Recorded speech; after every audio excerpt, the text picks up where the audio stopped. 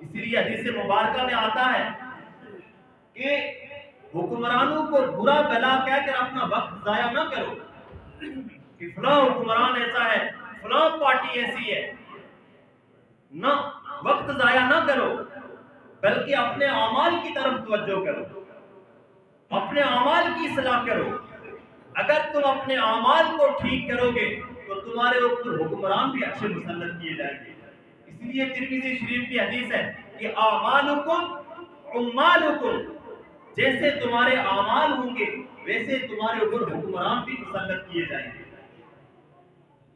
بر صغیر پاک و ہند تقسیم سے پہلے 1857 کی جو جنگ آزادی ہوئی اور مسلمانوں کو شکست ہوئی، اس سے 1000 سال پہلے تک مسلمانوں کی حکومت تھی، اور وہاں پر جو زمینوں پر قبضے کیے تھے وہ مسلمان جنرلوں نے قبضے کیے تھے، اور اس وقت جو کلمہ پہنچانے والے لوگ تھے وہ صوفیاء کرام تھے، وہ علماء تھے کلمہ پہنچانے والے۔ جنرلوں نے زمینوں پر قبضہ کیا، اور جو صوفیاء تھے انہوں نے دلوں، جو لوگ تھے ان کی دلوں پر حکومت کی، ان کے دلوں پر قبضہ کیا۔ کس وجہ سے؟ اپنے اخلاق کی وجہ سے، اپنے کردار کی وجہ سے، اپنے اعمال کی وجہ سے۔ اور ایک مسلمان ہوتا تھا، اس ایک مسلمان کی وجہ سے پورا کا پورا علاقہ اسے دیکھ کر مسلمان ہو جاتا تھا، پورا کا پورا علاقہ۔ تاتاری کتنی ظالم قوم تھی، ظلم کرنے والی قوم، لیکن ایک مسلمان کی وجہ سے وہ ساری کی ساری تاتاری جو قوم تھی وہ ایمان لے آئی، ایک مسلمان کی وجہ سے وہ مسلمان لے آئی۔ تو بر صغیر پاک و ہند کے اندر جو دین پھیلا وہ اخلاق کی وجہ سے، دعوت و تبلیغ کی وجہ سے پھیلا، اور جو ملائیشیا اور انڈونیشیا کی جو پٹی ہے وہاں پر جو دین پھیلا وہ مسلمان تاجروں کی وجہ سے پھیلا۔ مسلمان جو تجارت کیا کرتے تھے وہ تجارت وہ دین کے پھیلانے کا ذریعہ بنی۔ ان کے دور کا کتابوں میں ایک واقعہ لکھا ہے کہ ایک شخص نے کسی غیر مسلم بادشاہ کو کوئی چیز بیچی، اور وہ جو چیز اس نے بیچی اس چیز کے اندر کوئی عیب موجود تھا، لیکن وہ شخص اس عیب کو بتانا بھول گیا کہ اس جو چیز میں دے رہا ہوں اس کے اندر یہ عیب موجود ہے۔ وہ عیب بتائے بغیر اس نے وہ چیز غیر مسلم بادشاہ کو بیچ دی۔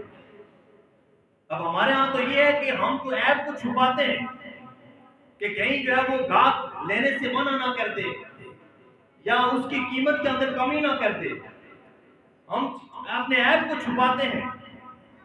لیکن ایک آج کے دور کا مسلمان ہے اور ایک اس دور کے زمانے کا مسلمان تھا کہ اس نے کہا کہ اگر میں عیب بیان کیے بغیر چیز بیچوں گا، میرا جو دین ہے، دین حق اسلام ہے، اس کے اوپر انگلی اٹھے گی، اور غیر مسلم کہے گا کہ یہ کیسا مسلمان ہے، کون سے دین کا پیروکار ہے۔ ایک آج کے دور کا مسلمان ہے، ایک اس دور کا مسلمان۔ جیسا کہ آج آپ بازاروں کے اندر چلے جائیں، بڑے بڑے مالز کے اندر چلے جائیں، بڑے بڑے بزنس بلڈنگز کے اندر چلے جائیں، وہاں پر سیلز مین رکھے ہوتے ہیں، لوگوں نے بروکر رکھے ہوتے ہیں، اور ان کا کام کیا ہوتا ہے کہ عیب کو چھپانا اور ان کی چیز کی جھوٹی موٹی تعریف کر کے اس کو بیچ دینا۔ ان کا مقصد یہ ہوتا ہے۔ جس طرح وہ ایک شخص تھا اور اس کا گدھا تھا، بڑا بڑی قسم کا گدھا، اور بالکل لاغر اور کمزور قسم کا گدھا۔ اب اسے بیچنا چاہ رہا تھا لیکن کوئی لینے کے لیے تیار نہیں تھا، تو اسی طرح ایک بروکر بیٹھا ہوا تھا جو کمیشن لے کر کام کرتے ہیں، کہنے لگا کہ میں تمہارا گدھا مارکیٹ کے اندر کسی کو بیچ دوں گا، اتنا کمیشن لوں گا۔ اس نے کہا ٹھیک ہے، میں تو یہ چاہتا ہوں کہ میرا گدھا بک جائے۔ اب وہ اسے منڈی میں لے کر گیا، چوک میں کھڑا کیا، اب مالک بھی ساتھ ساتھ، اور دیکھنے لگا چھپ کر ایک کونے میں کہ اس کے پاس کون سی ایسی کاریگری ہے، یا کون سی ایسی اس کے پاس گدڑ سنگی ہے، یا کون سی ایسی ٹرک ہے کہ جس کی وجہ سے یہ گدھے کو بیچ دے گا۔ اب وہ چوک میں لے کر گیا، اور چوک میں لے کر جانے کے بعد کہنے لگا کہ بھائی یہ جو میرے ہاتھ میں پکڑا ہوا یہ گدھا تمہیں بڑا لاغر کمزور نظر آتا ہے، لیکن یہ اندر سے مضبوط اتنا ہے کہ ٹریلے کی طرح سامان اٹھانے کی صلاحیت رکھتا ہے۔ اور یہ دیکھنے میں تمہیں گدھا نظر آتا ہے، لیکن جب یہ بھاگتا ہے تو گھوڑے کو بھی پیچھے چھوڑ دیتا ہے، یعنی اس کی جھوٹی موٹی تعریفیں کر رہا ہے۔ اب وہ جو مالک سننے لگا، مالک آ کر اس کے کان میں کہنے لگا کہ بھائی میرا گدھا اتنا قیمتی ہے، مجھے تو نہیں پتا تھا، مجھے تو نہیں پتا تھا کہ میرا گدھا اتنا قیمتی ہے، میں اس کو نہیں بیچنا چاہتا۔ تو وہ بروکر کہنے لگا کہ تمہیں اپنے گدھے کا اندازہ ہے کہ وہ گدھا کتنا کس کنڈیشن کے اندر ہے؟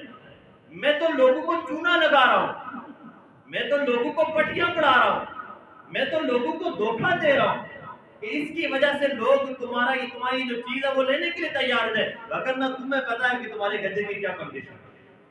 کہنے کا مقصد یہ ہے کہ ہم عیب کو چھپا کر اپنی چیز کو بیچنے کی کوشش کرتے ہیں۔ اس سے پہلے میں نے واقعہ سنایا تھا امام ابو حنیفہ رحمۃ اللہ علیہ کا، کہ کوفے کے بڑے تاجر تھے، کپڑے کی تجارت کرتے تھے۔ ایک دن وقت سے پہلے انہوں نے دکان بند کر دی، تو ساتھ والے جو دکاندار تھے کہنے لگے کیا وجہ آج آپ نے وقت سے پہلے دکان بند کر دی؟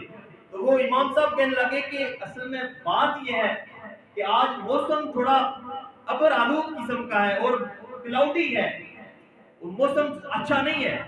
اب اگر گاہک آئے گا اور وہ کپڑا چیک کرے گا تو کپڑا چیک کرتے اسے کپڑے کی کوالٹی کا اندازہ نہیں ہوگا، اسے نہیں پتا چلے گا کہ یہ 1 نمبر ہے 2 نمبر ہے کتنا نمبر ہے، اسے پتا نہیں چلے گا۔ تو گاہک کو نقصان سے بچانے کے لیے میں آج دکان پہلے بند کر رہا ہوں۔ ایک یہ وہ دور تھا، اور آج کا گاہک اگر کپڑے کی دکان کے اندر داخل ہو جائے اسے اشارہ کرتا ہے، وہ بٹن جو ہی بٹن آن کیا سارے کے سارے جو ہے وہ کپڑے روشن ہو گئے۔ اب وہ جو 2000 کا کپڑا تھا وہ 10,000 کے کپڑے کے برابر لگنے لگا۔ اب جو 1 روپے کی چیز تھی وہ 100 روپے کے برابر لگنے لگی۔ اب یعنی گاہک کو دھوکہ دینے کے لیے لائٹنگ کا نظام بنایا گیا، لائٹنگ کا نظام بنایا گیا کہ اس وجہ سے گاہک کو دھوکہ دیا جائے۔ حالانکہ ایک وہ دور تھا کہ جب مسلمان عیب کو بتائے بغیر چیز فروخت نہیں کرتے تھے۔ اب بات اس پر آئی تھی کہ ایک شخص نے غیر مسلم کو کوئی چیز بیچ دی اور بغیر عیب بتائے اس نے بیچ دی۔ اب وہ واپس آیا وہ غیر مسلم بادشاہ کے پاس، اسے تو نہیں پتا تھا کہ یہ بادشاہ ہے۔ کہنے لگا حضرت میں نے وہ جو آپ کو چیز بیچی تھی اس کے اندر ایک عیب تھا اور میں نے آپ کو وہ عیب بتایا نہیں تھا، لہٰذا اگر آپ اس عیب کے ساتھ اس چیز کو رکھنا چاہتے تو رکھے، وگرنہ اس چیز مجھے واپس دے دیں۔ اب بادشاہ حیران ہو گیا کہ یہ کون شخص ہے، کس دین کا پیروکار ہے، کہاں سے آیا ہے، اس کی تعلیمات کس دین کی ہے۔ پوچھنے لگے کہ تم کون ہو؟ کہنے لگا میں مسلمان ہوں۔ کس دین کو فالو کرتے ہو؟ کہا میں اسلام کو فالو۔ تمہارے نبی کیا کون ہے، کیا تعلیمات ہے؟ کہا ہمارے نبی کی یہی تعلیمات ہے کہ اگر کوئی چیز بیچتے ہو تو بغیر عیب بتائے اس چیز کو آگے فروخت نہ کرو۔ فرمایا اتنا بڑا تمہارا اتنا اچھا دین ہے، اتنی اسلامی تعلیمات والا دین ہے، فرمایا مجھے بھی مسلمان کرو۔ وہ بادشاہ بھی مسلمان ہوا اور اس کے ساتھ جتنے بھی لوگ تھے وہ سارے کے سارے مسلمان ہوئے، سارے کے سارے مسلمان ہوئے۔